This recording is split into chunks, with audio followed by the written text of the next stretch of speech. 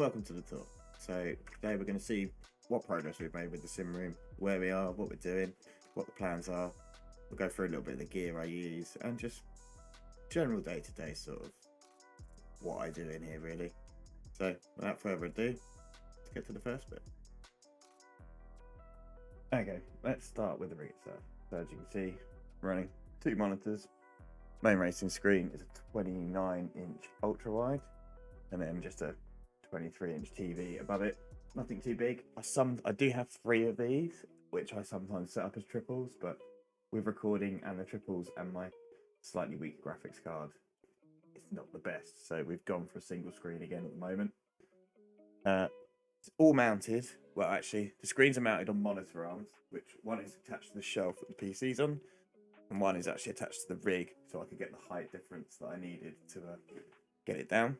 And then the main equipment, so the Mitsubishi FTO chair, slightly got a bodged rig onto that, is all on the Track Racer TR80 Lite, which is actually rock solid at the moment. Like, first 80/20 rig build was quite difficult, but that's probably inexperience rather than actual like difficulty of the rig. I think they're all pretty much the same, so that was pretty good. And then running on that, we have Stream Deck mounted, because they're really useful. Button boxes, or like I've got it set up for apps and stream controls. Then we are running the Sim-plicity SWC7 Plus, or whatever way around the numbers and letters are. Really great little 7Nm direct drive wheel. Works really well. That's with a Simline GT rim, I think. That came with the wheelbase, which was about 350 quid all in, I think. So, bit of a bargain, really. Ignore the pile of cables down there and the heater. That's desperately needed at the moment. AliExpress H pattern shifter, bargain thing again. Really, really good. Like, just to add that little bit of immersion to the older cars. And then down here, we can't see them too well, but Fanatec V3s with the damper and the performance kit sort of set up how I like it. Really enjoy those, really good. But faceplates keep coming loose, which is a little bit annoying. The little red bolts that hold the footplate on, one I've actually had to take out because it's so rounded, if I put it back in, it probably never will come out. And the other two are starting to get around. They're made of basically tin foil. So that's probably the only downside to those pedals. Then here is the sort of dead space VR space. We've got all these kitchen units, which will become sort of a work area, actually with a 3D printer on. Who knows? And then sort of there is a bit of open floor space I can VR in. Put the guitars down there. I've been touched in ages, to be fair. They don't get used very often. We'll have a look at the cable management mess we can do. Oh, let's turn it around that way. So there you go, management mess is a massive mess. I don't know if you can actually see down here. PC, we're running a Ryzen 5 3600 and a GTX 1660 Super. Monitor arms and cables and control box for the drive wheel. Up the top, the VR headset and the base stations that I move around depending on where I'm using it. I haven't really used it for driving much. A Sonos speaker that doesn't really work. And on the top, all my fishing gear, or some of my fishing gear. There is also some down in the chair over here. And then up here, boxes for bits of kit. Support dampers and bits. Whole great big 2 collections of DVDs that I've ever used and a secular saw. So that's kind of the room. Yeah, we'll get on to a few thoughts about the gear. So I will be doing probably separate reviews over everything I run, own, use, and they'll be changing over time. So I'll keep everyone updated on what I do. I want to do a few more of these room videos when I've really got it set up. The lighting definitely needs work. My cameras don't really need to be upgraded, but I'd like to upgrade my camera to something that I can record directly to the computer without it being like this webcam fuzziness. especially this one. It's really bad. But yeah, the gear. So the main thing for me, I bought when I moved in here as a little treat to myself. It was Christmas. I just spent a lot of money on moving house. I was like, maybe a little bit more money. Is the track racer rig. I want to do a full review on that. It is fairly well priced. It's about 320 quid, which isn't too bad. In the UK, so there's no import fees. Brilliant bit of kit. It's made the gear I had when I had it on the wooden rig feel brand new. It completely changed it. I thought I wasn't really getting much flex in the wooden rig because I built it quite beefy.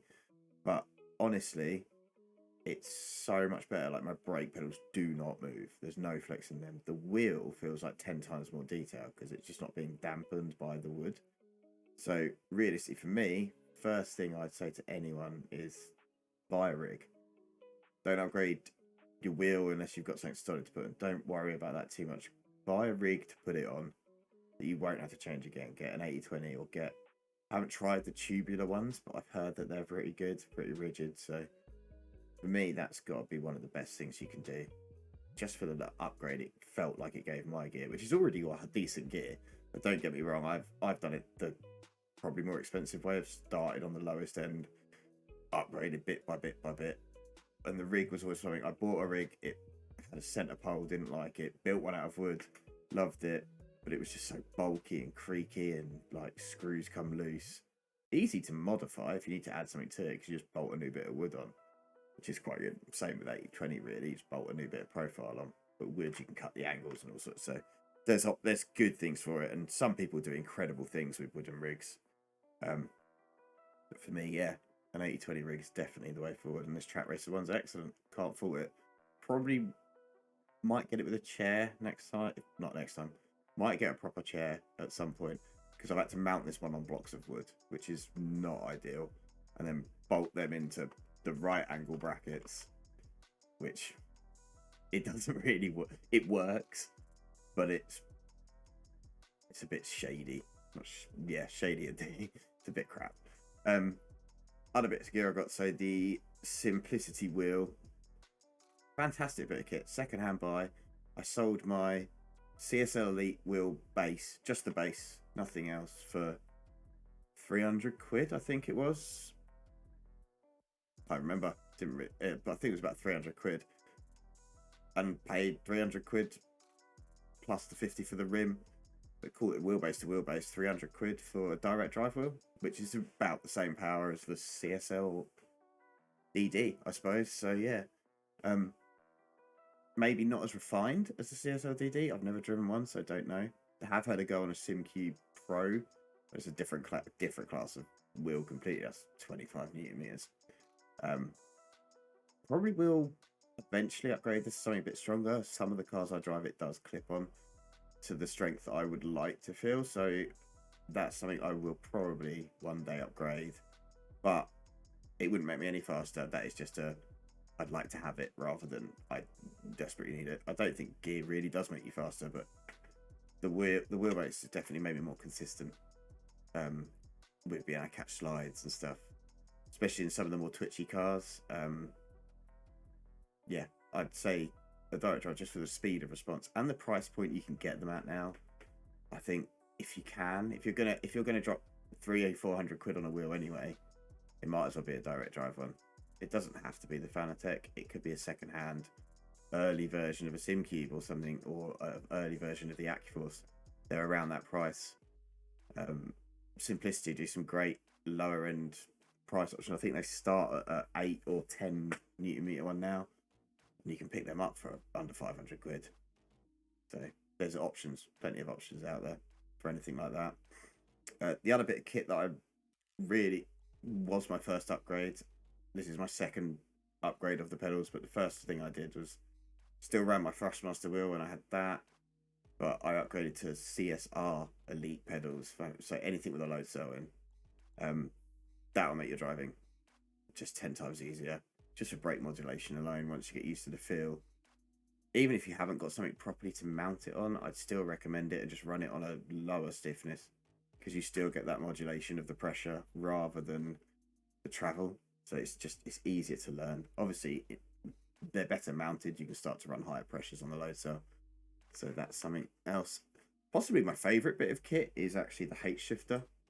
Like, used to find it really inauthentic driving older cars that were meant to be H fitted with the paddles. It works. There's nothing wrong with it.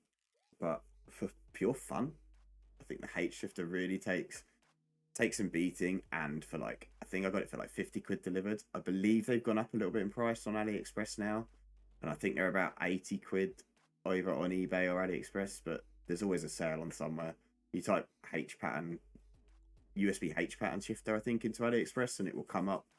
And you just scroll through till you find the one that's at the price you want. All about the same, but there's always one that's got like 5 or 10% off. So watch out for the shipping costs. Some are free. You have to wait a while for it, but it plugs in, it works. It's brilliant. The little bit of plastic you get on it, this thing is so like this clips onto the shaft of it, and you got like the 2 nubs there that stop it sliding all the way into gear but still hit the buttons. The sequential mode, it's not brilliant. It doesn't really work. It does work as sequential, but a bit of plastic rides up, so you have to constantly be making sure it's sitting in the slot. Otherwise, you'll go for a sequential shift and it'll actually click into gear. Other than that, nothing wrong with it really. Like I said, I'll be doing full reviews on all of this stuff eventually, but I thought I'd give you an overview of the room as a whole, really. So I guess that's it. So yeah, we'll see you in the next one.